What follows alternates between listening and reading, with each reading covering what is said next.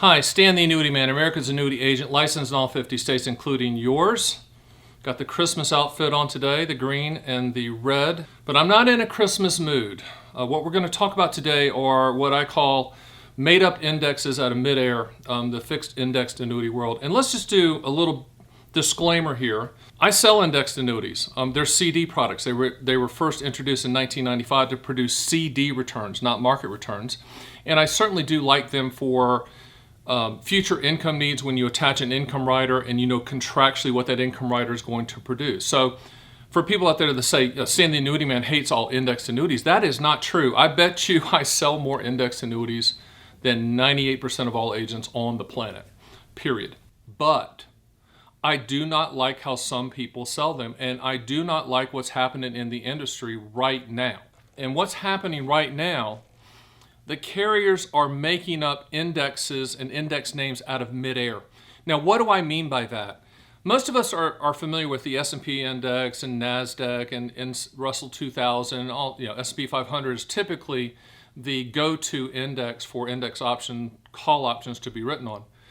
But what the annuity companies have done, and I just totally disagree with it. I know that their intentions are good, okay, and I represent them. But I don't sell these products because they're making indexes up out of midair. And what do I mean by that? What they're doing is they're running back-tested numbers, algorithmic numbers, to look for a return based on a basket of investments. And once they find that return, then they package it, place a name on it, and then put it into an indexed annuity. And then the sales pitch goes something like this. Well, if you'd have owned this index the last 10 years, your return would have been this. Well, you can't say that, in my opinion, because the index wasn't in place the last 10 years. In fact, it hadn't even been in place for a month. So I understand that the drive is to sell indexed annuities. I get that. But there are some states that are out there now that are trying to outlaw this type of backtesting and algorithmic picking out of midair the returns. And I totally agree with that. I do not think as an industry we have to get that creative and create indices out of midair. We do not have to sizzle that steak up. You buy the steak, not the sizzle. There can't be that kind of sizzle all the time. In my perfect world, I don't think there should be any back-tested, projected, hopeful agent return scenarios. I think all back-testing should be illegal. Looking back and say, well, if you'd have owned it then, you'd have got this. Well, if you'd have owned it back then, 10 years ago, everything was different. The economy was different. Interest rates were different. Pricing on the annuities was different. You can't back test like that. And that goes for anything. Whether it's mutual funds, I don't sell that. I sell fixed annuities. But we're talking about indexed annuities. We should not be pre-packaging these things up. And some of the most popular annuities being sold out there right now are with indexes that we've never heard of. And so people call me up and they'll say, hey, Stan, what do you think of this index? And I'm going, I don't know because it wasn't in existence until about 6 months ago. Well, this guy told me that if you'd owned it 10 years ago, you'd have made 9% return. What? I mean, talking about 2020 hindsight. That's annuity 2020 hindsight. We shouldn't have to do that as an annuity industry. We shouldn't have to put an algorithm in place to find a basket of investments to create a return scenario that if you'd have owned 10 years ago would have reproduced this type of return. The public, unfortunately, a lot of them aren't smart enough to realize how crazy that is and how ridiculous that is. Now, I know some of the index annuity companies will contact me and say, well, it's worked and this and that and this, and it's working this and that and this. Okay, that's fine. That doesn't mean we should do it. That doesn't mean that the public should be introduced to brand new indices, index names out of midair. The public should not be sold on an indexed annuity based upon returns that would have happened 10 years ago if you'd owned an index that didn't exist. Why do we have to keep doing the bait and switch? Why do we have to keep doing the three-card money? Why do we have to keep doing these things that are pushing the envelope? What I call square peg into round hole selling. Why do we have to keep doing that? We shouldn't do that. Why can't we as an industry say this? Index annuities are a great product. Index annuities were put on the planet in 1995 to compete with CD returns. Since 1995, the average rate of return has been around CD levels, a little bit more than CD levels. So when you buy an indexed annuity, you're going to get CD or a little bit better than CD returns on average. What's wrong with that? Why do we have to always push the envelope for market returns and just make the sexy sell? Why do we have to pitch it like that? Because you and I both know that if it sounds too good to be true, it is every single time. Every single time. And with a lot of these contracts, with these index annuity contracts, with these made-up indices out of midair, the rules can be changed at the carrier's discretion. The rules on how it's calculated can be changed at the carrier's discretion.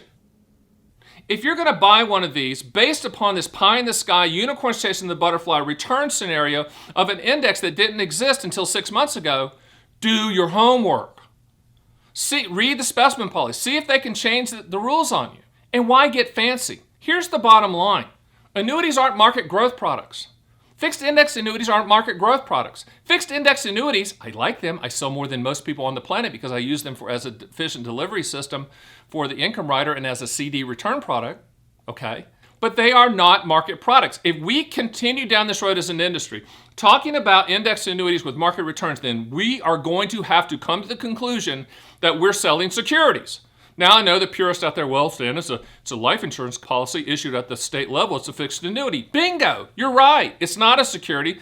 Then why do we continually sell it as a security? Why do we continually sell it with market return scenarios? Why do we continually sell the non-guaranteed pie-in-the-sky number? Why do we continually sell market upside with no downside? Why do we continually go down that path? Why do we continually brand ourselves as an industry like that?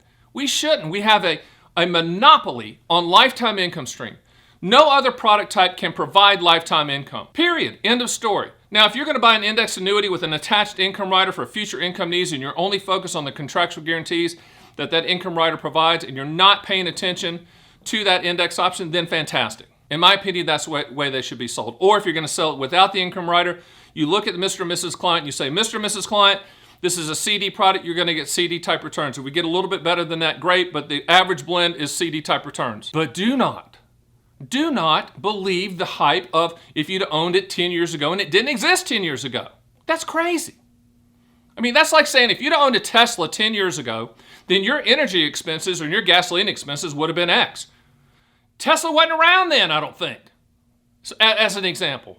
That's crazy. Don't do that. Okay, so here's the bottom line. I'm not saying don't buy these made-up indexes out of midair. Just don't look at the back test it.